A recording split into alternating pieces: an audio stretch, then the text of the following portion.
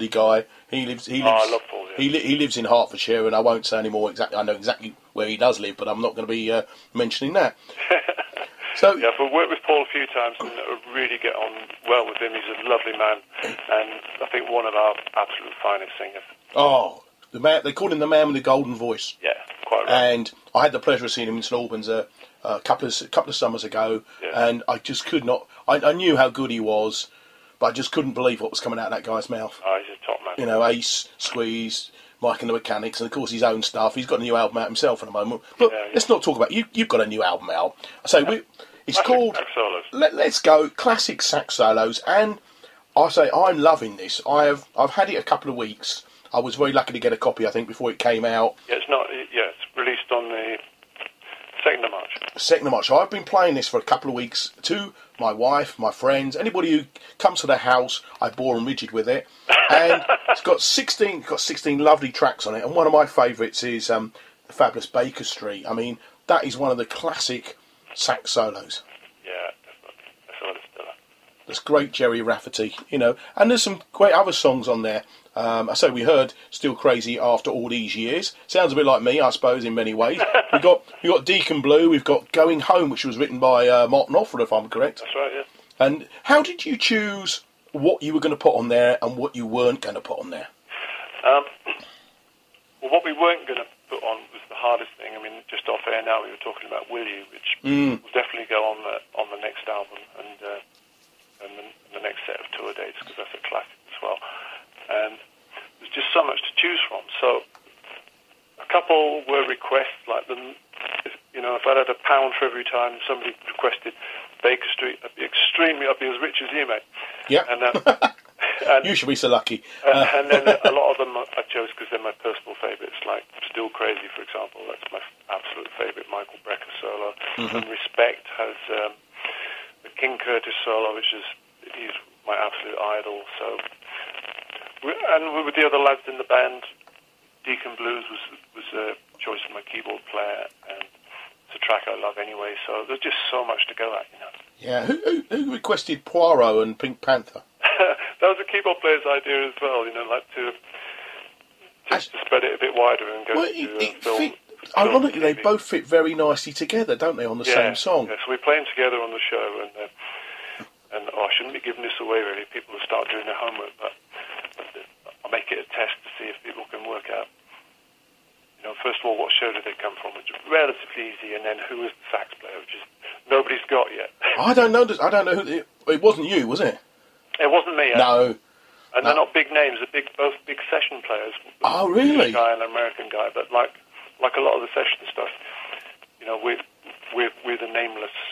Yeah, I mean this is the trouble. I mean, people. I mean, I knew your name, but I mean, you're not, should we say, a huge star. But not a household name. No, not a household name. But it's a bit like Paul Carrick. I think he had an album out a few years ago, "You Know My Name," and it was actually a Mickey take because nobody knows who he is. But if you listen to his albums and his CDs and you know, go to his back catalogue, everybody knows who he is. Yeah, that's exactly it. And with me, you know, we'd make a joke out of it. You might not know who he is, but you've definitely heard him, kind of thing. Because there won't be many people in the UK who've not heard me bleating away on something, whether it's a TV ad or Mercedes cars or a theme tune or On Top of the Pops playing behind somebody. But if you go, who's Snake Davis, most of them wouldn't know. Which is kind of good in a way.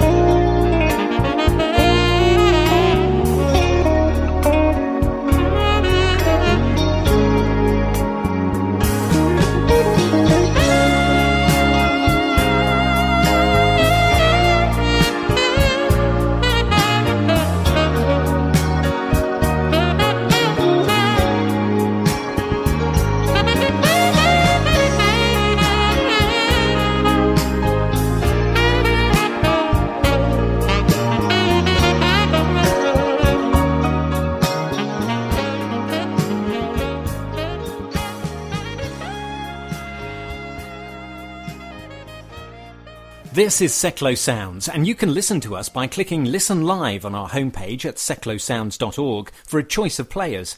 Via TuneIn Radio at www.tunein.com, search for Seclo Sounds and listen online or download the TuneIn app. You can download the Seclo Sounds iPhone app from the iTunes App Store, and you can listen to us on demand at our replay page. Woke up and the toilet was overflowing. Must call the plumber.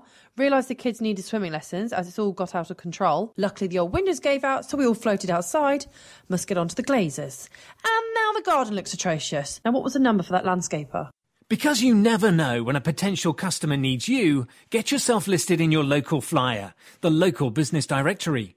Your local flyer, bringing businesses to your fingertips. You're listening to the Sticks Radio Show here on Seclo Sounds. We just heard from Snake Davis Band and Classic Sax Solos and their version of A Million Love Songs. And let's rejoin Snake Davis. Well, I know, because I did do some research. Snake's not your real name. Where did the Snake bit come from?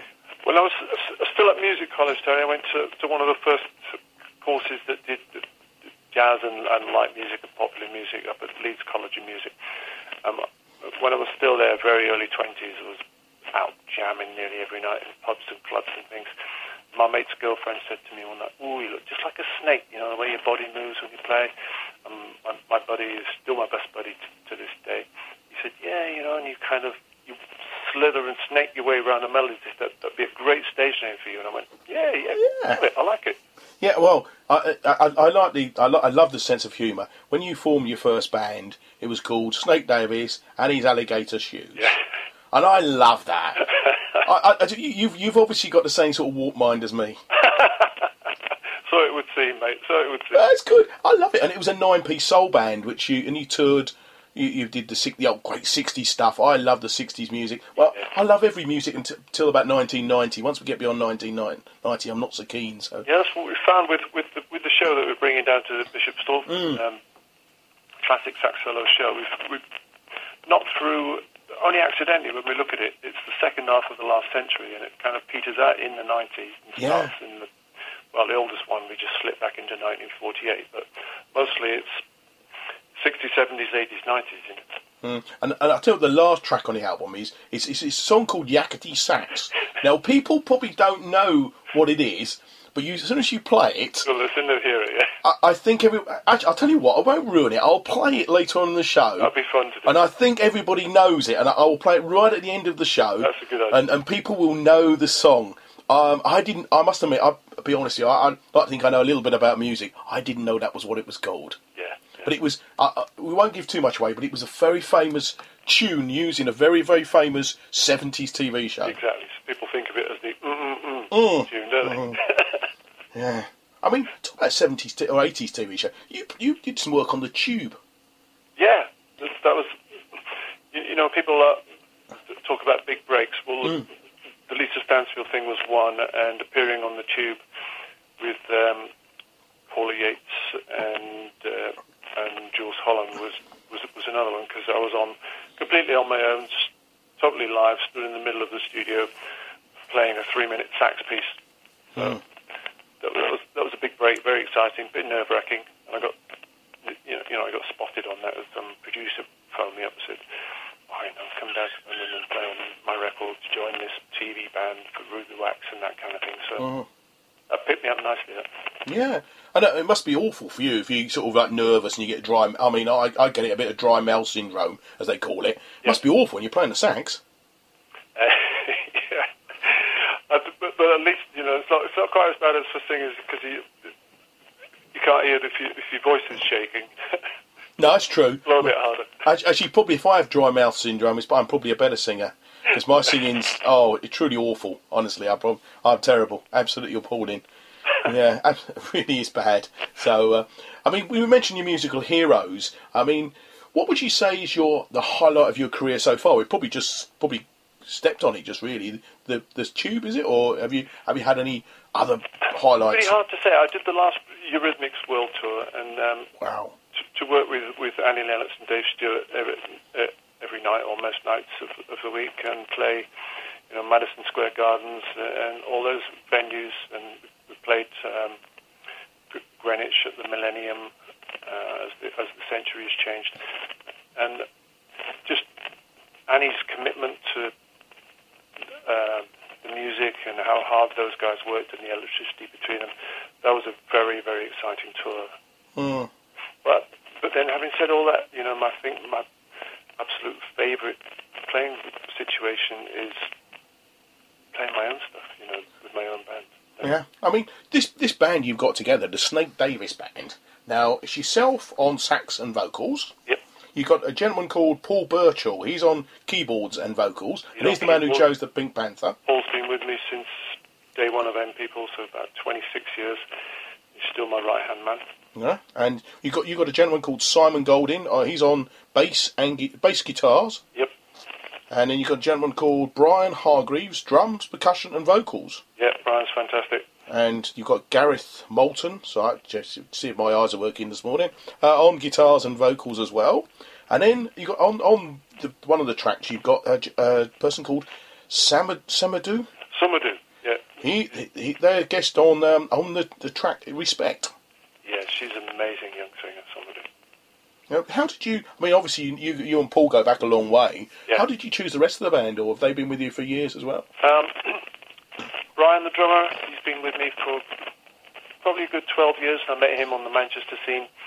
I've done a lot of jamming and playing around Manchester, and kept bumping into Brian and started hiring him. Gareth's been a friend, and he was in the Heather Small Band for a little while. Gareth plays in Cutting Crew and Wang Chung. Oh. And Samadou we met on through TV. I was played in the house band for Pebble Mill at 1.